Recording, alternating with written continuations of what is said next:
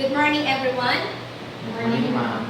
So, I am Michelle and mga po, an accredited competency assessor in food processing NC2.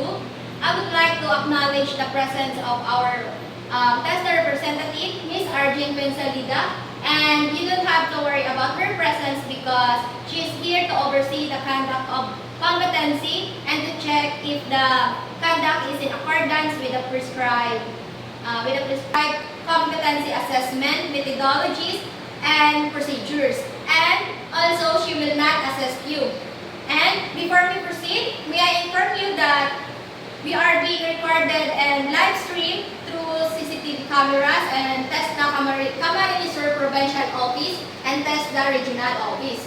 I have here your consent form, which means that we, including me, agreed to be recorded into the other terms, including sharing your CCTV footage to authorized representatives indicated in this form.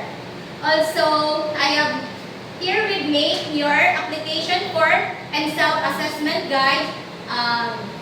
This proof that you are willing and ready to undergo the assessment.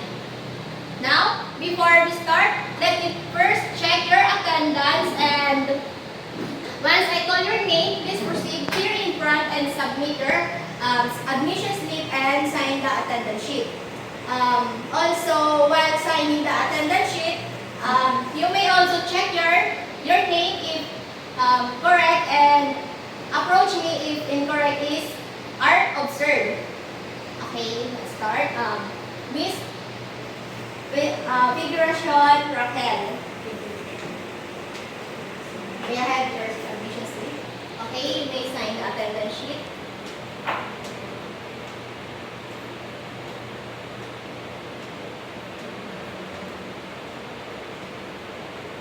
Okay, thank you. Next is May Lolian. May I have your admission slip? Okay, sign the attendance sheet.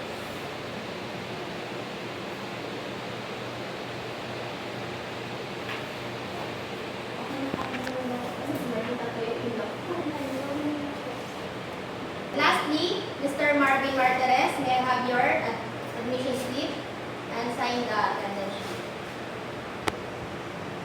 Okay, you may sit down. So let us now proceed with our orientation. We will be having National Certificate Assessment for Food Processing NC2. Assessment is the process of collecting evidence and making judgment whether competency has been achieved. The assessment seeks to determine whether the graduates or workers can perform the standard expected in the workplace based on the defined competency standard. Today, you will undergo in the assessment procedures for food processing NC2, wherein I am going to assess your skills in food processing and reservation.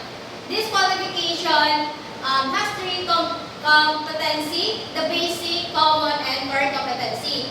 The core competency will be used as basis for you to acquire COC or the Certificate of Competency. The core competency is divided into 5 units. Competencies such as first, process food by salting, curing, and smoking. Second, process food by fermentation and pickling. Third, process food by sugar concentration. And fourth, process food by drying and dehydration. And lastly, process food by thermal application. There will just be an allotted time for each unit of competency to perform. First, the process food by salting, curing, and smoking must be performed for 1 hour. Next, process food by fermentation and pickling must be performed for 1 hour. Process food by sugar concentration must be performed also 1 hour. Then, process food by drying and dehydration must be performed for 3 hours. Lastly, process food by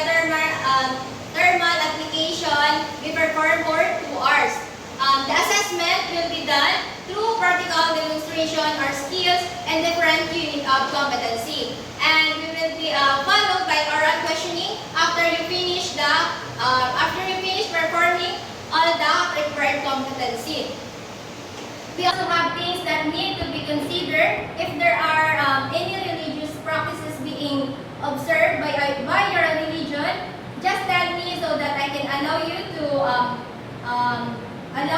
observe whatever you are required to do by your respective religion. For example, if you need to pray at a specific time, this day, tell me and I will allow you. And for those who need to take their medical maintenance within the duration of our assessment, just inform me and I will allow you to take your medication. If in case you need to use your comfort room, it is just located over there, and just in the right side of our assessment area. And also, if in case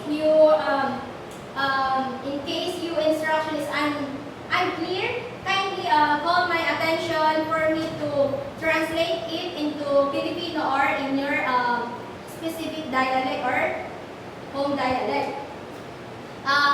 We also are reminded of the don'ts and don'ts during the conduct of assessment.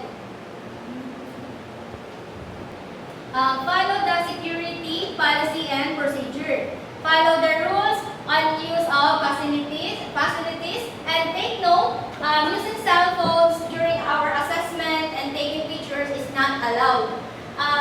Leaving the premises of the AC without informing the assessor or me or any staff is not allowed also, and loitering on the premises is prohibited.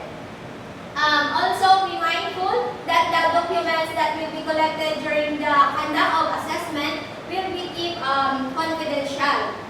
And also, if in case you are not satisfied with the result of assessment, you may write an appeal addressed to me or the AC manager immediately after the assessment. If you notice that the process of the assessment was not followed and there are disagreements on the process of assessment, you can appeal or you may not sign the rating sheet and scores. The issuance of NC and COC is done as follows. The NC or the COC is issued by the provincial office for the assessment took place upon presentation of the course. It has a validity of period of time is 5 years, and you may claim your NC or COC on 3 working days. It means Saturday, Sunday, and holidays not included. And bring the following upon claiming. First, the course. Second, picture, passport size, white background with color and with name tag. It must be an photo paper use and clear face and high quality. And also prepare the 50 pesos for certificate fee.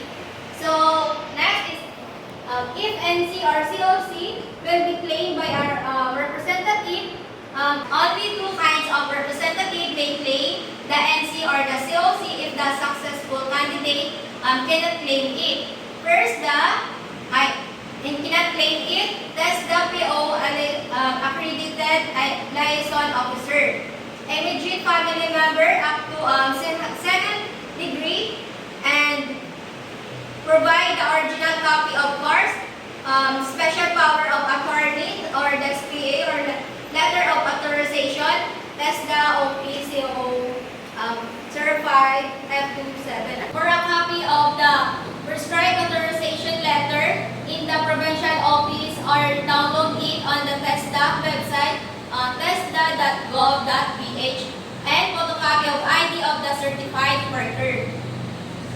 Next is photocopy of claimant, accreditation ID of claimant if liaison. For the renewal of NC, 5 years validity. Okay, the first is requirements, photocopy of NC with original presented. Next, certificate of employment related to the NC that you are that you take. Next,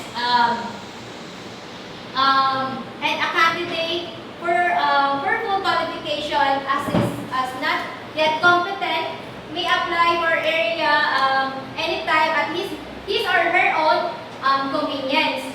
And reassessment shall only focus on the specific satisfactory achieved, or however the candidate shall pay the full assessment fee promulgated by the TESDA board. So, that's all. Thank you.